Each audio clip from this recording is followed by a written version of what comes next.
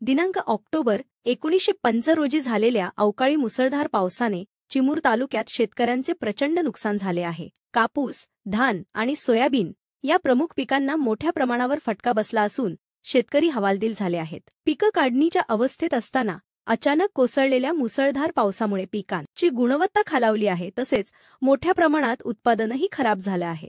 यामुळे शेतकऱ्यांवर आर्थिक संकट कोसळले आहे. पुन्हा वातावरण ढगाळ असल्याने आणि आणखी अवकाळी पावसाची शक्यता असल्याने शेतकरी चिंतेत दिवस काढत आहेत. या गंभीर परिस्थितीत शासनाने तातडीने सर्व शेतकऱ्यांना आर्थिक मदत करावी अशी मागणी केली आहे. तसेच शेतकरी, कामगार, विद्यार्थी, आदिवासी आणि वंचित घटकांच्या हक्कांसाठी लढणाऱ्या महाएल्गार मोर्चा आंदोलनाला शेतकऱ्यांनी पूर्ण पाठिंबा दर्शवला आहे. महाएल्गार मोर्चाच्या मागण्या योग्य असल्याचे सांगत शासनाने तातडीने निर्णय घ्यावा अशी मागणी शेतकऱ्यांकडून करण्यात आली आहे. निवेदन देताना शेतकरी सुभाष दडमळ, निखिल जीवतोडे, दीपक नन्नावरे, प्रकाश गायकवाड, भास्कर बडके, एतन राणे, गजानन बुटके, संदीप धारणे, अनिल रामटेके, अविनाश रामटेके आणि इतर शेतकरी उपस्थित होते.